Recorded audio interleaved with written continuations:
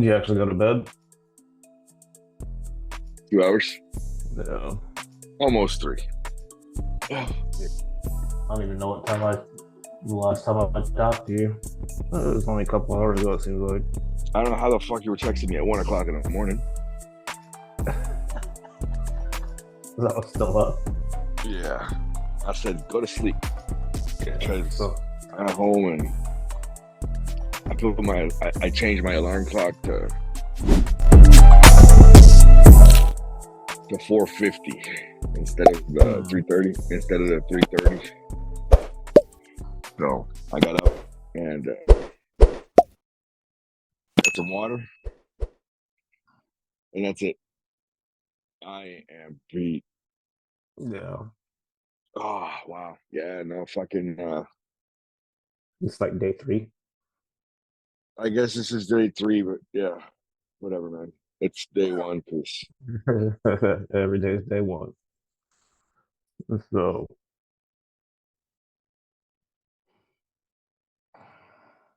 yeah, this is the fun part.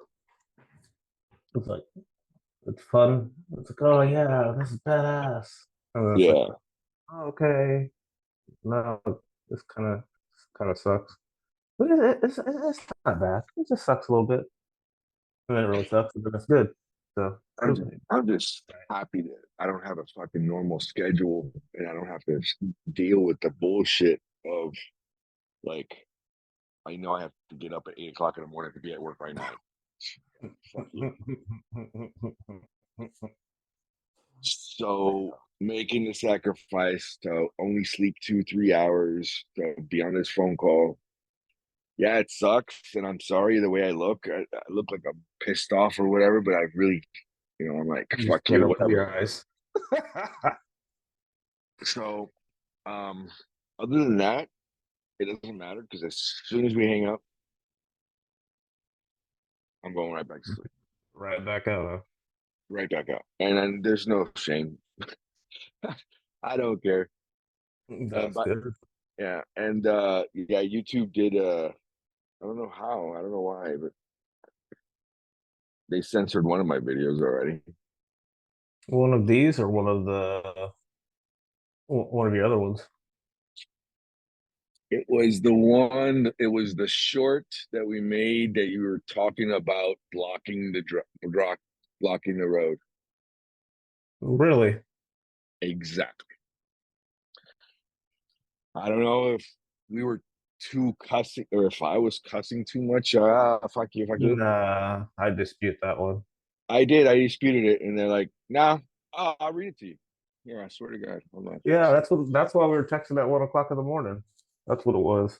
Because Yeah, I had just walked into the bedroom. he said we've reviewed traffic jokes that makes you LOL in rush hour again and confirmed it's not appropriate for younger audience under the community guidelines.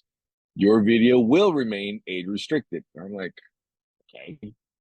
What we found, your content was against restricted because of our community guidelines, certain types of adult sexual content.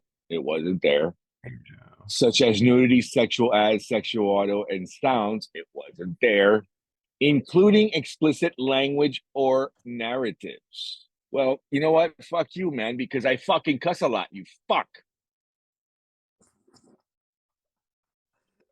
Uh, Uh, you know, I know Andy Frisella had said that he only gets a certain amount of F bombs per episode, is that probably and why? they start censoring him. But I mean, I don't recall you even cussing that much on I that. I'd have to watch it again. I didn't even notice it. I know I threw a couple in there for some reason, but I don't. I mean, this is what we're talking about, right? Isn't this part of what we're talking about? I mean, what kind of Yeah, said? What the fuck did I say? yeah. How can I get better if you don't tell me what the fuck I'm doing wrong? How can I understand what I did wrong if you don't fucking tell me? Because none of the shit that you tell me that you said in there applies to what the fuck I did or said. And if it does, then I must be really fucked up in the head Yeah, you know what? My panties are in a bunch. Yeah, no, it's pretty aggravating actually. So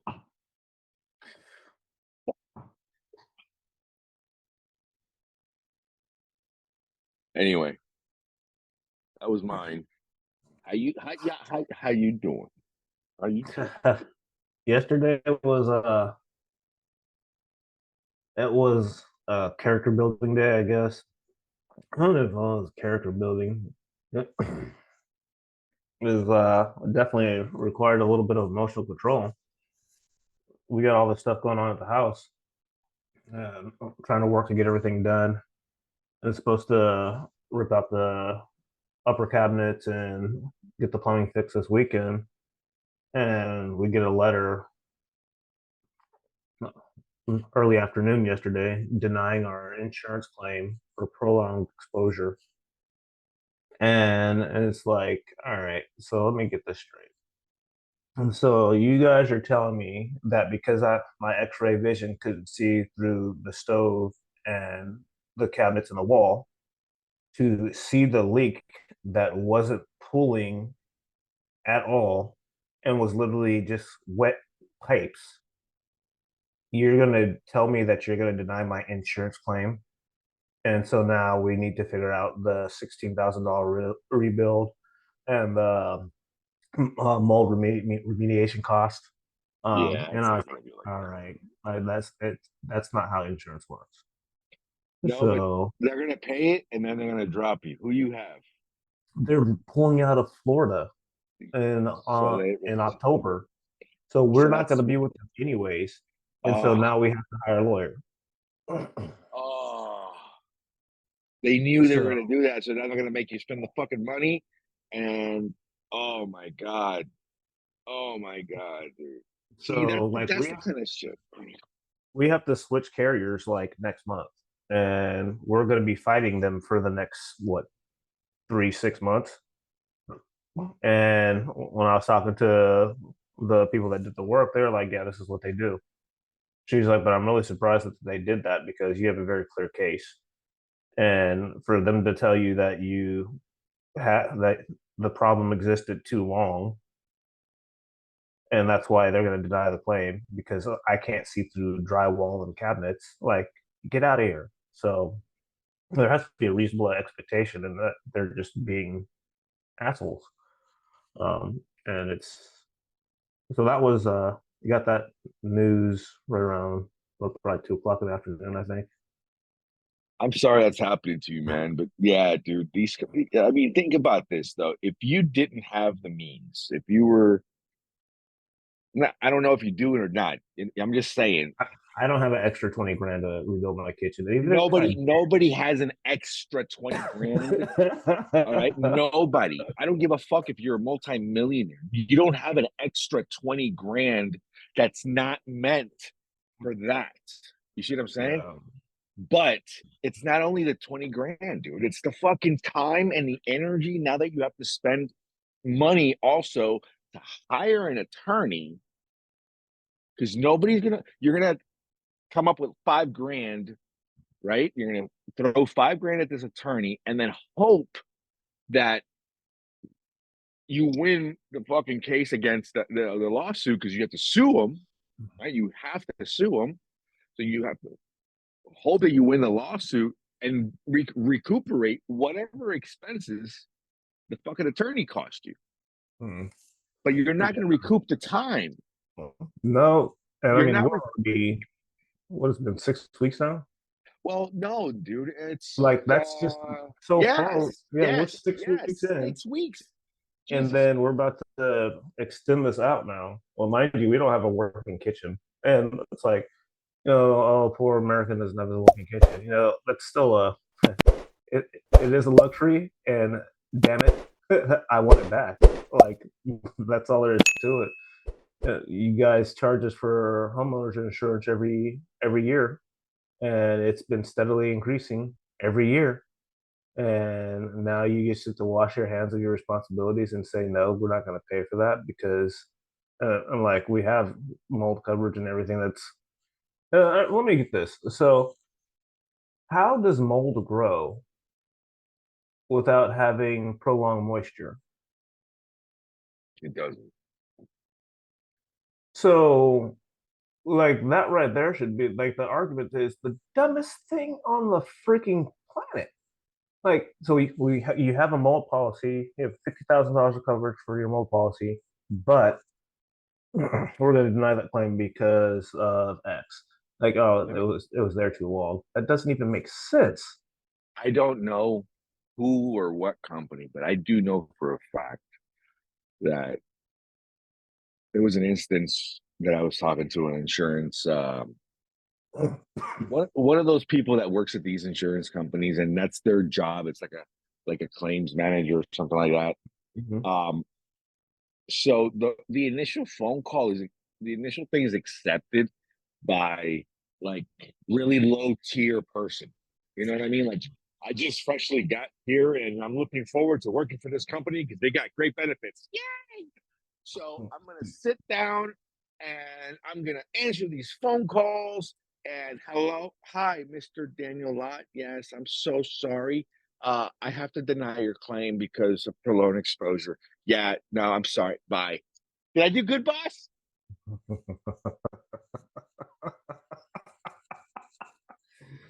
Yeah.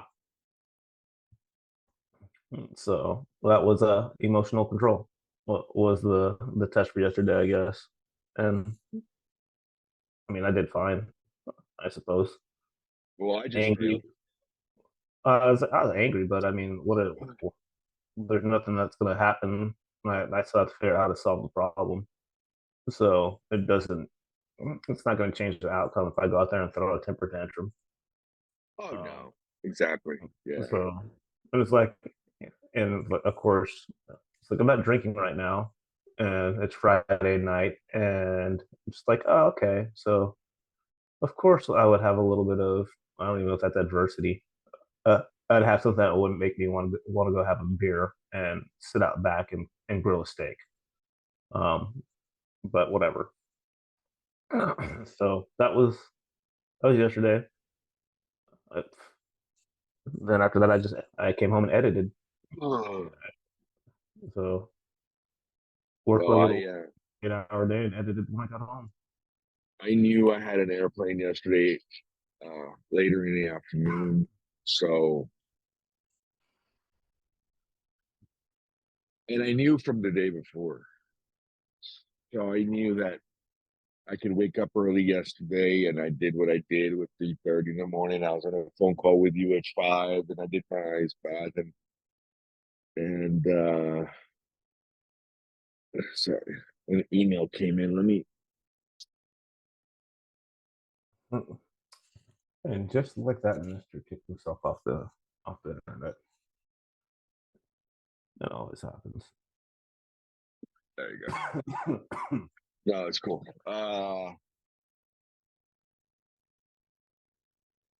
Yesterday was a tough day. I'll tell you one thing though. Yesterday I was hungry. I was hungry. I was hungry. I haven't been that hungry in a while. Yesterday, because I don't eat. I normally don't eat. Right. So, and then yesterday and then I started thinking. I was like, well, I guess I did my exercises at 3 o'clock in the morning, 4:30, and that's when I started. And then what else did I do? Oh, I knew I had the airplane, so I was not gonna do my second workout when I got back home. I there's no way. I would have started from day one again. And I said, nope, let me do it before I go to work. And I did it the hour before. I made sure that I did my 45 minutes. Nice. Um, so I'm taking full advantage. Like in the morning, I walked slash jogged a little bit. And then in the afternoon, I just rode my bicycle. Nice. So, I mean, those are my two. I still haven't developed. I guess it hasn't been important to me yet. That's what my wife says. My wife says that I do things when they become important to me. That's what everybody does. So I guess it was not important to me to figure out some type of actual home workout routine. I got the chin up bar, I got the dip bar, I got the fucking push up thingies, I got the jump rope, I got these stretchy bands. Shit, Oh man. I even have this thing. I forgot what it's called, but it's like an all in one ultimate resistance type deal because Okay. it's bands and you stand on this plate and it's got a groove for the bands to go, and then you can do your and it's got a bar, and then you can do your pull ups, your like this, and then you can go like this. You can do the squats, and you know what I mean. I got one of those things, and it's got different size bands. Yeah, I've The seen one of those before, and I thought I saw it on an infomercial, but I could be Yeah, wrong. no, it's it wasn't bad. It was expensive as fuck. It's like $600, but and the idea behind it, it's like a full body workout because you're That's going like the 600 idea bucks ain't bad. the To think about. idea huh The 600 bucks isn't bad. for five rubber bands and two pieces of metal. When you put it like that.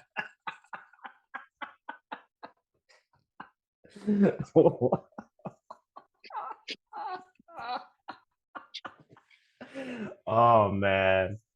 Uh, I, I shouldn't laugh, but hey, it is what it is. I mean, come on. I just learned last week that I can live in a foreign country for $500 a month. Yeah. So yes, I spent a little bit over $600 on rubber bands and a fucking couple metal a metal bar and a metal stand. I mean, um, it's supposed to represent. It's supposed to do that, give you twice the workout because now you have that resist. It's resistance training. It's what it is, and you're going to full fatigue. So your idea is you're you're controlling the resistance up and down, right? And then you're going to full fucking muscle fatigue. You're doing Interesting. however many you can, you So know? what's the difference with the like between that and a pull up? So if you have a pull up, you still have resistance up and down, and you're still supposed to go to failure. Same thing with the push up. So Yes. if you're doing it properly, no. Yeah. But the resistance band, this is marketing. Oh, keep that guy away from the Eskimo selling ice. Um, Let's but take a yeah, walk. Let's take a walk. let's take a walk. But you're putting together that home routine, dude. Like all the stuff that you have outside of your $600 contraption. That's how I worked out when I was on the road. When I was still driving long distance, is I had 40-pound fitness band and like a little nodule that would go in the door, so I could do like my shoulder workouts and stuff like that. Here, Google I it. triple the gains X bar X3bar.com. x3bar.com. X3bar. Dude, I mean, but these rubber bands are pretty badass, dude. Look at that. I Yeah, mean, they are. that's like Uh, 600 pounds of weight, I was like, supposedly. that's not a rubber band. That's a freaking like those are the ones we have in our gym over at the warehouse. And then where's the plate? Let's here. Where's the plate? Um, I don't know where anything is anymore, dude. So yeah, the stuff that you're talking about, like I used to use apps. It was like 100 push-ups, 100 sit-ups, Oh, here it is. 100 Look. punches, all that stuff. And Hold that on. freaking well, how I did my workouts in the hotels. Yeah, I figured as much. And speaking of hotels, I travel again on Sunday. Hold on. Hold on. So here,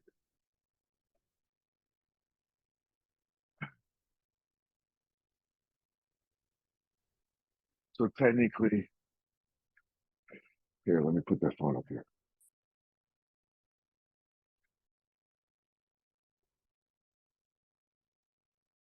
So this thing here, here's the bar, and then this here, you see, it's got a groove.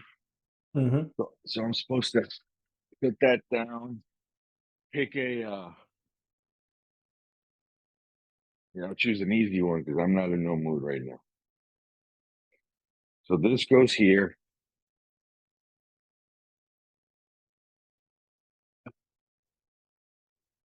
like that, right? You see my feet? Yeah. And then this thing goes here, this thing goes here, and voila. So now, No kidding. right? Or I can turn this bitch into fucking squats, you know,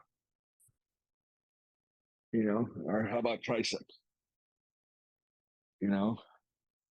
So that's pretty much this is what this is for. You get it? No, I get it. Yeah. So yeah, I paid $600 for this thing, something like that. That's crazy. Yeah, no, that's a lot of money for that. But hell, And here's if it my, works, it works. Oh wow. Yeah. you know, Pharrell Owens. but here's the thing. So my wife, she does her puppy grooming and all that stuff in here. She's got her own little snap-on toolbox with all her blades and everything she uses for her stuff. But she won't like this thing here. She'll hang dogs from here, or she'll hang them, and then she can cut their nails. So I told her, I was like, hey, this is too. Because she's always complaining, oh, the garage is a mess, the garage is a mess, the garage is a mess. And I'm like, oh, all right, so I'll take this outside. And she's like, I took it outside, and she's like, nope, put it back, put it back inside. Please, That's funny. I need it. And I'm like, all right, all right. So that's it. I showed you guys my filthy garage. That's freaking awesome. So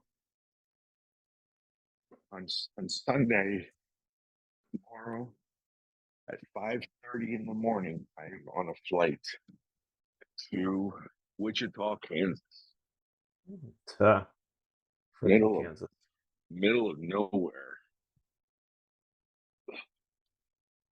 and I'm taking my wife with me.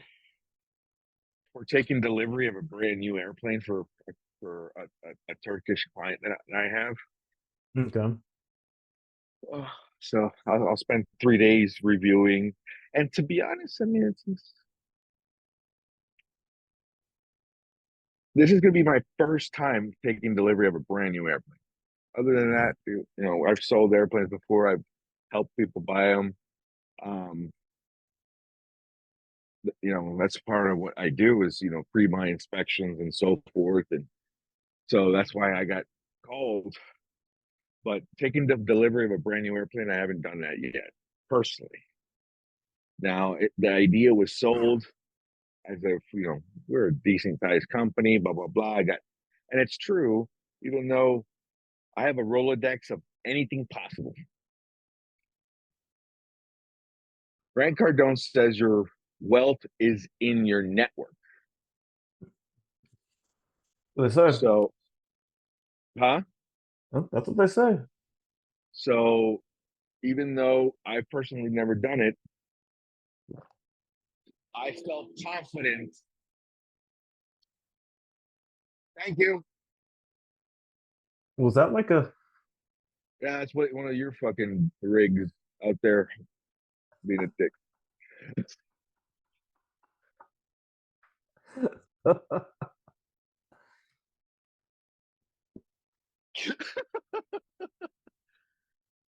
He says your wealth is in your network. So I know I have a Rolodex, and that's my pride. I don't consider myself a good mechanic whatsoever. Even though here we are talking about how we need to perceive ourselves, when our perception is our realities. And well, I'm not a fucking mechanic. I never have been. I never consider myself, but I have a Rolodex of amazing, highly qualified fucking people. I can solve any problem. So I rephrase, I tell people, I'm not the best mechanic in the world, but I got a Rolodex from hell and I know how to fix any situation. Mm. So I'm a problem solver, number one, period. Dot. And I always look for, I'll find a solution.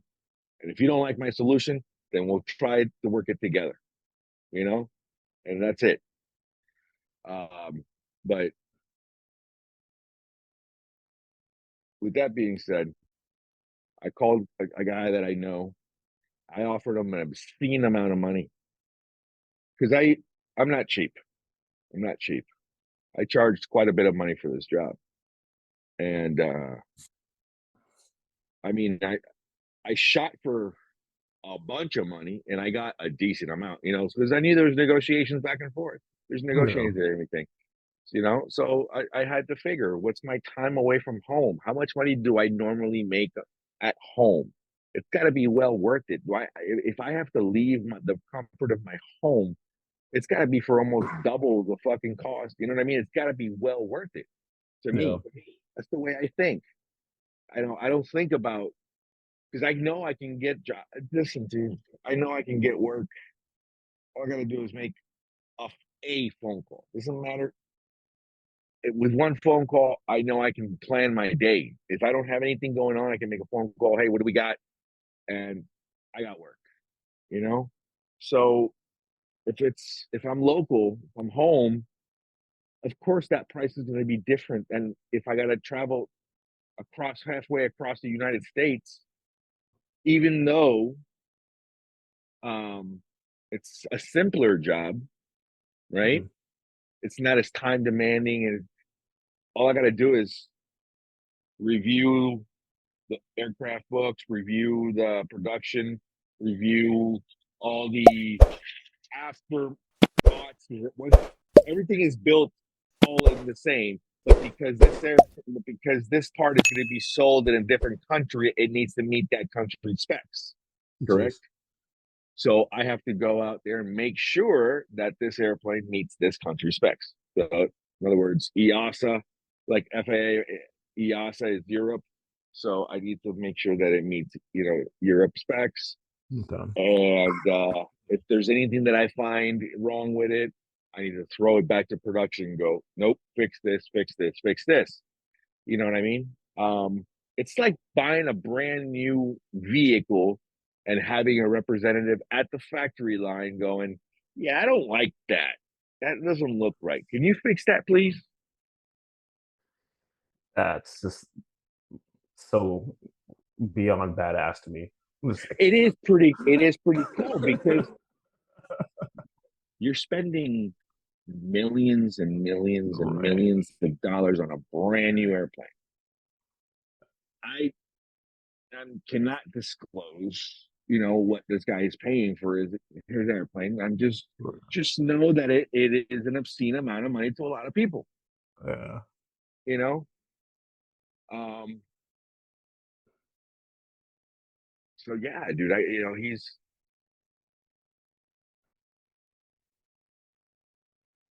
what else can I say? It's pretty cool. It is pretty Mm, cool. I have a cool life. I got a cool job, but I don't like my job. Who does? Do you like your job? I do, but I don't like working for people. And that's what the main thing is there. And the the risk versus reward for owning a semi truck as an owner operator doing what I do is not worth it to me. So, How hard is it but to hire a driver? apparently it's pretty difficult to actually find a competent driver. I have a So, I saved a lot of Instagram reels, like I'll screenshot them, or or different like TikToks and there's a guy out there, ex-con, who built himself a fucking little fortune, and I'm gonna find it. He was on Dropping Bombs as well. He was Mm-hmm. interviewed by Brad Lee, and he developed a fucking training system on how, if you have 20 grand, I think that's the number he used. He will teach you how to become an owner operator, and then start bidding on these fucking jobs, and then hire the fucking guy and start making money hand over fist. Mm. Yeah. And that was the avenue I wanted to explore more with the brokerage side, which is The the trips running, yeah, selling the yeah, trips. it's just collecting instead of the actual driving. And I think Well, that has yeah, a higher appeal to me. Simply because that gives me more leverage, I guess. yeah, yeah. But if you have that, if you know that, then that's fine. Of course, so that's something that you need. Either A, you're going to be working for somebody that does that, that has the fucking routes, or has the clients for the contacts, or B, you're going to have to figure it out yourself. So either way, yes, that is an extremely important part, you know. But that's what he does. He's like, he'll. I don't know your industry, but I remember specifically saying, "Hey, that's interesting. I got 20 grand. Maybe I should buy a rig." I promise you, I thought it. Yeah. You know, it's like, hey, I need passive income. Maybe I Yeah. can, maybe you can, split off into different. One of the things that I do, and I tried to explain it during that Bradley podcast, was everything that I've ever done has something to do with that, has a common goal in line with everything else. Hmm. So, for example, my end goal was, I want to stop turning wrenches, right? And I want to hire more mechanics. I wanted to build an app. Remember we talked about that? I wanted to build Yeah. an app that can, and I did. I designed that app, but I ran out of money. So Hmm. I was like, fuck, dude, after spending on that app, I probably spent about 30 to $40,000 developing that app. And the Jeez. reason I spent that much money, I don't even know if it is a lot, is because I didn't know any better, and I don't know any better, and I'm trying to do this shit myself, and whoever I talk to doesn't fucking know. So I'm Hmm. relying on fucking Google, and I found a developer, and me and him, we started talking, and then I did it, and I didn't like it, and I didn't know what to do with it next. And I'm like, okay, so now I have a test, I have a beta app that I need to start testing, and I need to start doing this. And then I hired a kid for $400 a week to do fucking data update, data, what do you The call coding that? side of it. The data. He's just inputting shit, you know. Oh, data entry. Yeah. Yeah, data entry.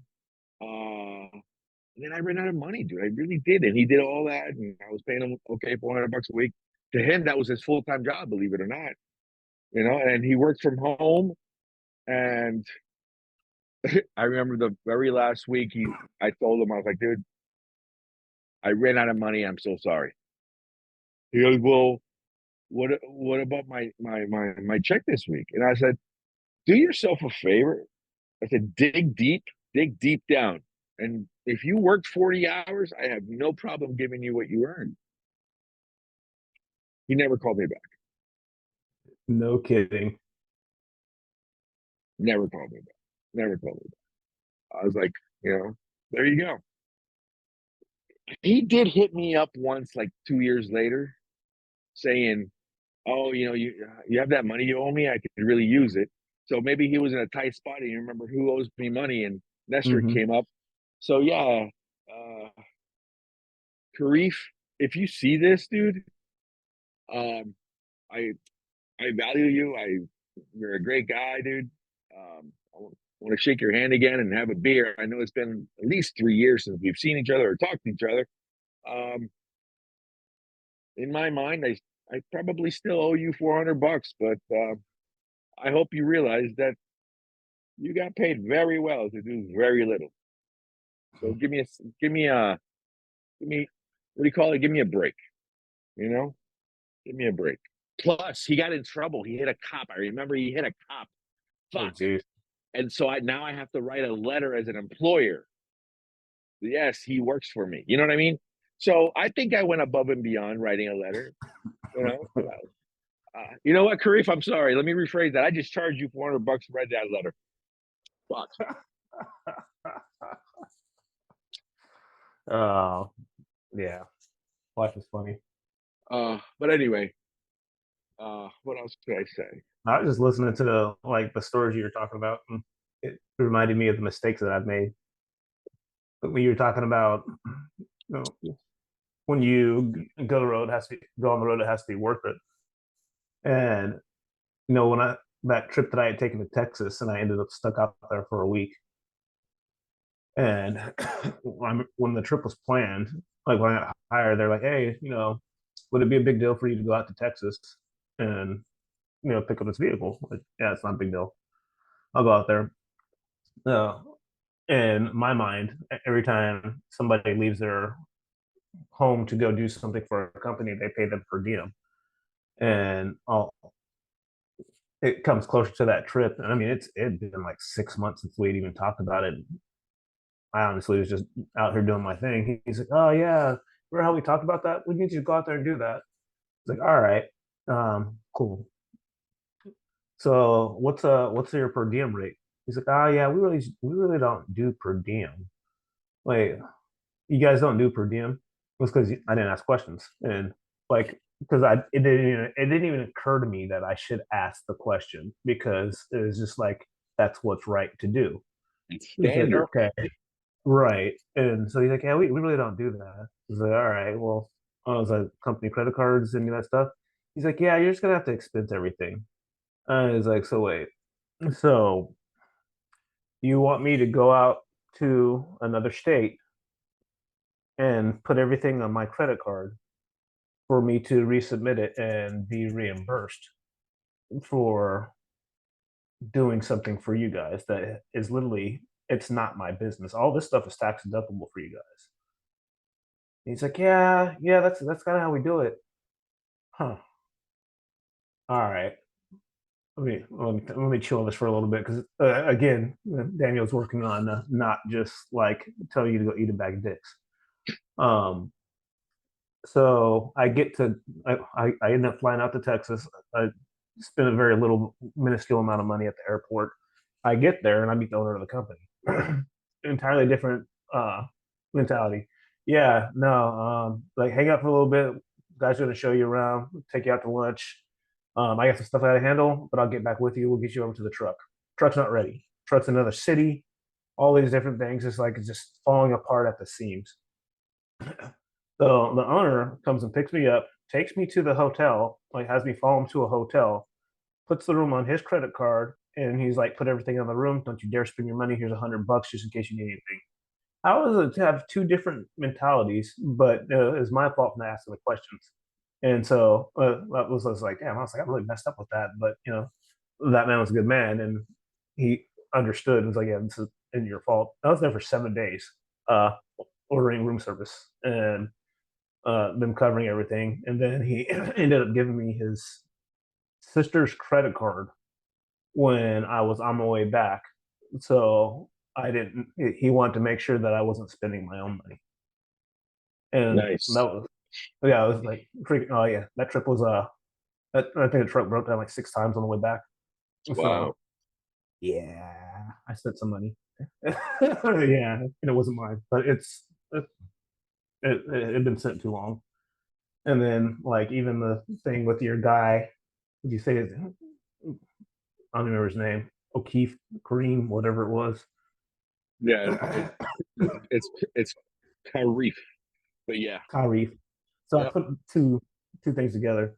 I had a scenario where I worked for somebody in my early 20s, and he had run into some financial troubles. And then instead of him saying, I can't employ you anymore, I'm gonna have to let you go, he flipped the script on me. He was like, can you afford to work for me for the next month without getting paid, and I'll pay you at the end of the month. It was like, I've worked with this guy for probably a year at this point. Didn't think anything of it. It's like, whatever. I should be able to handle it. That guy never paid me. So he stiffed me on 3 grand and started at least me in my early 20s, I was really piss poor with money. I had a very good drinking habit and lots of clubs and all that other stuff. And I ended up losing my vehicle and getting evicted from my townhome as a result of that choice not to get that in writing. It was like one of And those can't really life go after lessons. them. Yeah, it's one of those. Like he'll admit it to me too, but he won't admit it to me over a text message or anything like that. Like he's even told me like probably this year he's like, dude, I'm gonna pay you. It's like, no, you're not. I'm like, I was like, you know what? When I come back to Colorado, I'm gonna buy you a beer and we're gonna sit down. And I was like, there's no way I'm gonna let that happen. He's like, you're gonna kill that guy. I was like, I'm not gonna kill him. I won't. But it's When it's I am an avid. I don't know why, but I've always been this way. I worked for a guy. I want to say over 6 months mm, for zero money, mm, and I did that a couple of times. I worked, but I was learning throughout the process, and I knew that there was no money until the end. So mm. this was commission based. This was uh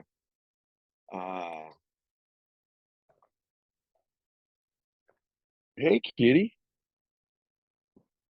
Uh and he was building he was building a mortgage office. And it was just me and him. He's like, uh I was a mortgage broker back then. So we were talking about this is around 2002. And he was making good money and he was in the middle of changing and leaving. I think he was with Wells Fargo. He was the number one sales rep for mortgage wise for Wells Fargo in like 2001, 2000. And he did so well that he's like, he tried to venture, he's venturing out for himself and so forth. And he was like the subprime king and everything. So I was like, you know what? I'm going to learn from this guy. Right. And not to mention, I didn't understand this. This guy was one of the first, I guess you could say, the first teachers I had um, of what to do and what not to do. So the guy was a graduated and certified uh, pod- podi- podiatric. What the fuck you call it? Not pediatric. Po- po- he was a foot doctor. What do you call those guys? Oh, podiatrist. Podiatrist. I don't know how I He know was that word either. a podiatrist surgeon. Okay, so he was extremely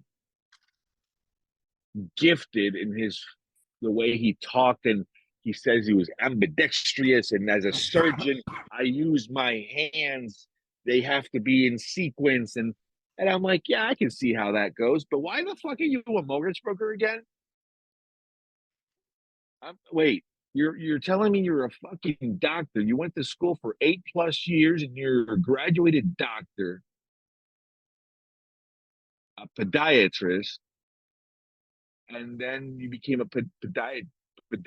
podiatric surgeon, Why are you a mortgage broker again? I don't understand. Why'd you work for fucking? Oh, I just don't. You know, I like sales. I like business. You, there's something there I didn't understand, but I kind of understood at that back Yeah. then. You know, and there was a lot of things that I saw in that house that I shouldn't have seen. But Hmm.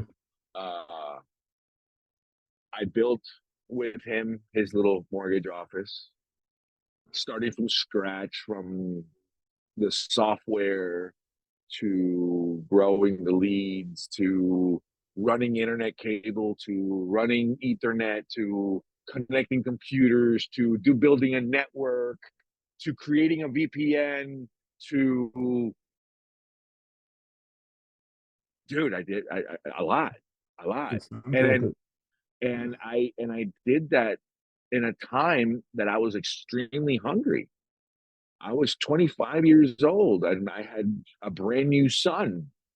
You know, Hmm. my that was 21 years ago, dude. Holy shit. And I worked for him for about 6 months. 6 months, just no money because I knew it was all commission based. But here's the thing, if I'm processing your fucking deals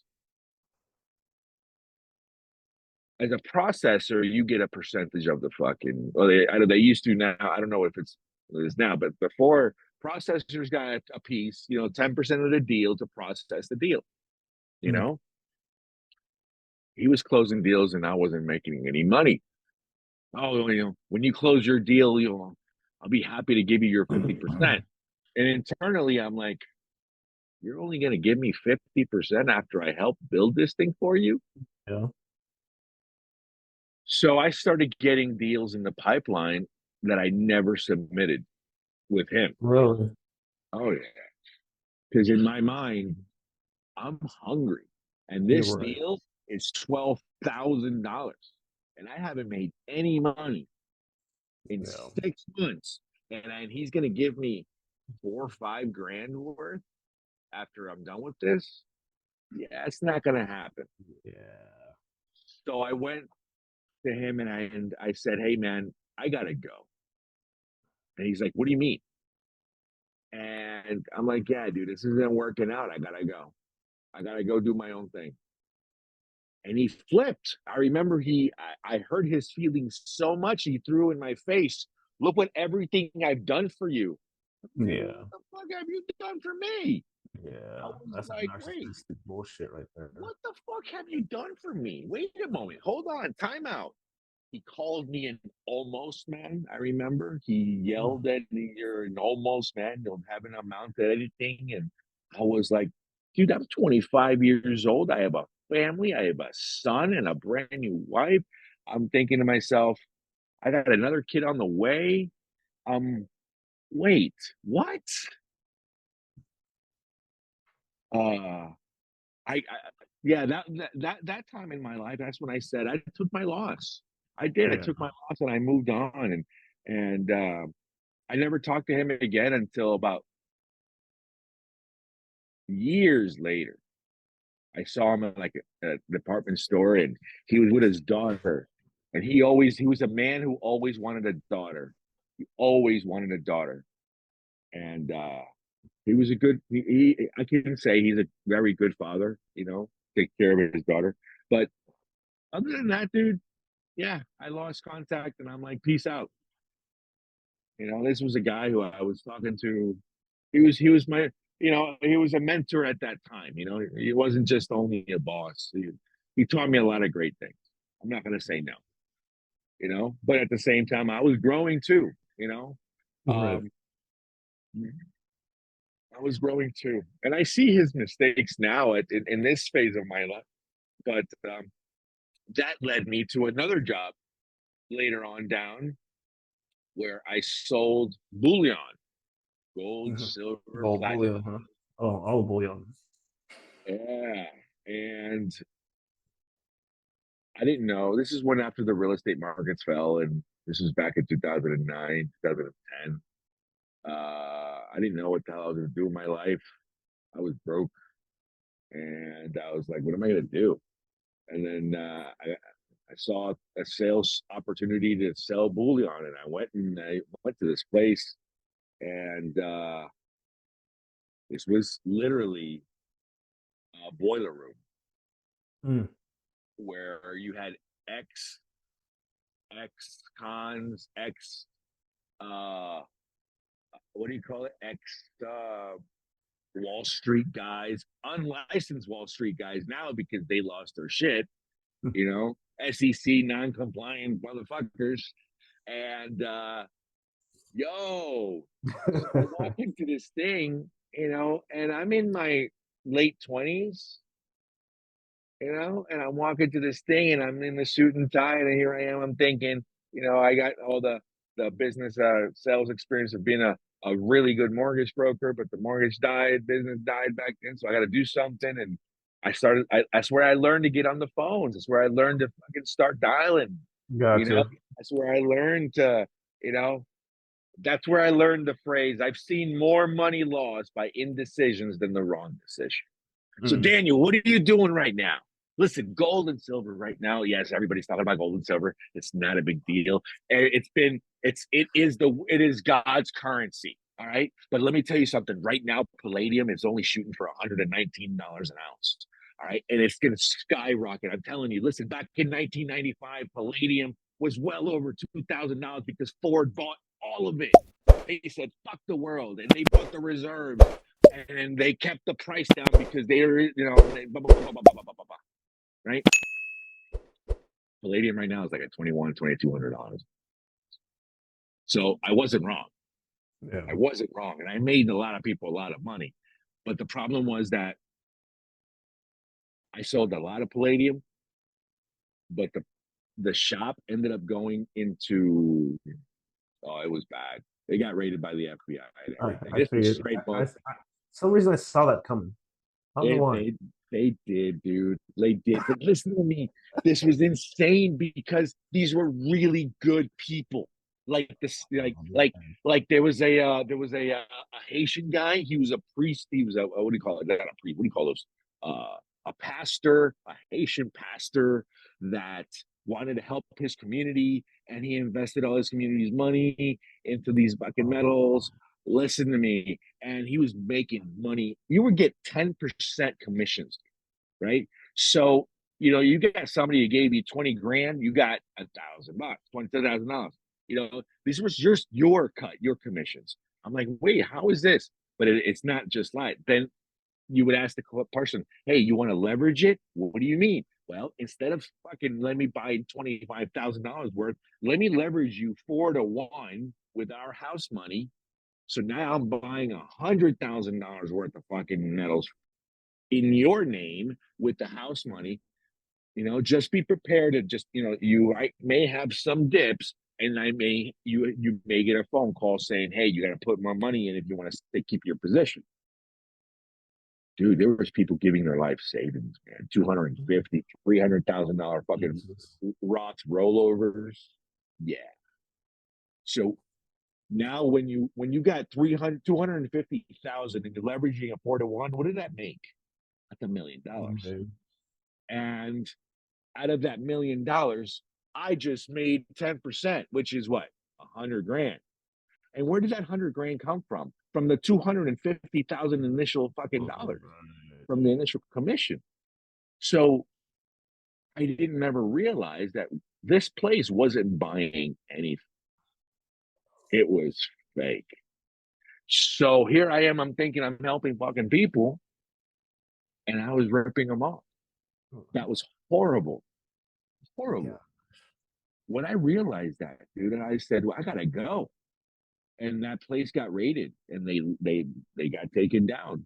Dude, this guy would fucking honestly in the middle of the afternoon, he would go out there and go, you. You get like 20 fucking guys. He goes, come on, let's go to lunch. He'd take them over to Rachel's, fucking have a steak, get a lap dance, blah blah blah. I'm telling you, straight, that kind of shit.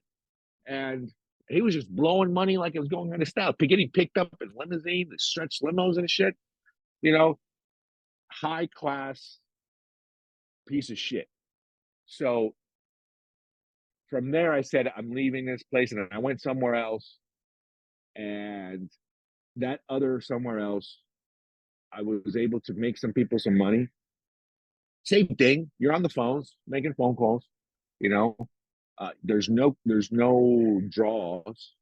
There's no draw. Um, although with the first one, I was getting a $200, 250 a week draw. Right. Second one, there was no draw. And then the third one, I said, I'm going to start my own company. Hmm. And me and two other guys decided to partner up and we started another company and we started making a little bit of money. And then I noticed that my name wasn't on the paperwork. And even though I was an owner and I wasn't an owner, everything happens for a reason, right? I was blessed. Yeah. That guy's in jail now too. You know, Jesus.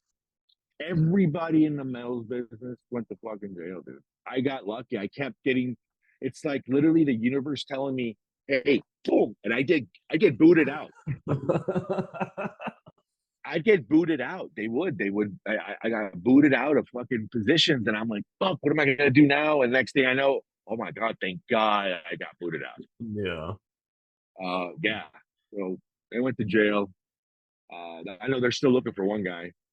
He claimed he had a cancer or something and he's gonna die. I don't know what happened to him, but they were Hmm. looking for him. That was what was his name? I want to mention his name. I want people to know. Who was that? That was I guess he's not that important in my life anymore because I don't remember his name. Vic. No, Vinny. Victor Bauza. Victor Bauer. Victor Bauza. Where are you in this world? Are you dead yet? Yeah. I hope you're doing okay. I remember your daughter because she's about the same age as my daughter, a little bit older. But I hope you're good. And I think you still owe everybody a lot of money. Anyway, um, what else? What else did I do for free for a long time? Oh, how about insurance call center? Oh, that's sounds absolutely horrible. I learned how to hire crackheads for $150 a week Jesus. to make phone calls and promise them 10% fucking commissions. Yeah. And these people are just pounding the phones. All they care about is $150 a week. Listen to what I just said. That's how Yeah. bad of a crackhead these are. You And gotta be. there was a refrigerator filled every day to the rim with fucking Red Bull. The Red Bull truck used to come into the fucking right next to the building and just fucking every day, Oh every God. day. And these were free Red Bulls to these people. How much is a Red Bull? Like fucking $3, right? $4 sometimes. Every day, this guy would stock up brand new fucking stock up to the rim. It's hundreds of cases, you know? And I'm like, a week, in 100 cases a week. That's money. Money. Yeah. How much money is this guy really making? In stupid amount. And then I was like, I have my insurance license. And they're like, really? Wow, this and that. I'm like, wait a moment. So what are we doing here? Oh, we're selling a insurance discount card. I'm like, but you are an insurance agency. Yeah. Oh, but don't you? Oh no, you since you have a license now, you can become one of our closers, and we can actually do this and this and this. And I was like, all right, let me learn more about it. So I learned how to build a call center. I learned how to talk to people. I learned how to cold call Susie in Boise, Idaho, and get her money. You know, uh, what is the old saying? Never hang up the phone. You know, it, it's either they're dead or they bought, but never hang up. Hey, buy or die. Yeah, either they buy or they die, but never Yeah. hang up. Never I hang up. remember. I do remember that saying. Gosh, it is. Yeah. So I did that You're for a little taking me bit. down memory lane of all the horrible job experiences that I had. But But they I were all mean, they were all great. it's That all makes necessary. because like even if I look at look, everything's been a learning lesson from the 14-year-old kid hanging sheetrock Yeah. to like being taken advantage there by the pastor, which is also phenomenal. Or like learning the work ethic of walking with aluminum forms for foundation as a 18-year-old kid. That one was fun. I was probably 16 then. Yeah, I was 16 then. Um, no, I was 18 then. The call centers were 16 year old. That's when I found out about being on the phones, and also how easy it is for people to be very, what's the word, brutal to you on the phone when you're calling, because that's before cell phones, and Yeah. like you're calling people in their house at night and they are freaking pissed. And so you got a few of them that would actually listen, but yeah, you just had to stay on the script, Yeah. and, Different numbers, and dude. that's all it was. Uh, I never really looked back at why I was good on the phones. It was because I had a lot of freaking reps. And like, how do you book so many appointments? I was like, I don't know. I just talk to them and just ask the right questions. I guess I don't know, but like that's where that came from. Was all those hours freaking MCI WorldCom, like selling Oh my telephone God. service. Yeah, Yeah, I freaking remember that one. American Express call centers. Yeah, yeah. No, I, I I, forgot. I did Okay. collections for a while before I got before when I left the Air Force. You see, even with me leaving the Air Force, I don't know if we're going to continue on with this or not. It's already. I just quickly glanced at it. It's already fucking almost It's six. that'd be after six. That's after. Oh, yeah, it's 6 o'clock on the dot. Nice. Yeah. So I don't know if we want to get started on that rabbit hole because I could really go back to sleep. But Well, then don't open the gate. Yeah, then then then just do then do a mental note because I'm gonna forget in like 2 seconds. So make a mental note. Hey Nest, tell me more about um uh before you got started selling life insurance. Yeah, my before life insurance. right after the military. Yeah, right after my active duty period. And dude, and we'll be on that No, one. All right, later. I had a good freaking topic this morning too. All right, so let's get on focus there. If you had a topic you wanted to talk about, tell me about it first thing tomorrow. Yeah, I was like, we're definitely not meeting. Oh, tomorrow. I'm not sure, dude. I will be on an airplane. The airplane takes off at 5:30 in the morning. So I will be at the airport. We will be in I probably will be boarding or something by 5 a.m. But Yeah, I promised you that I would be on. So we'll record whatever we can, 5, 10, 15 minutes, whatever it is possible. All right. Roger. Get some rest.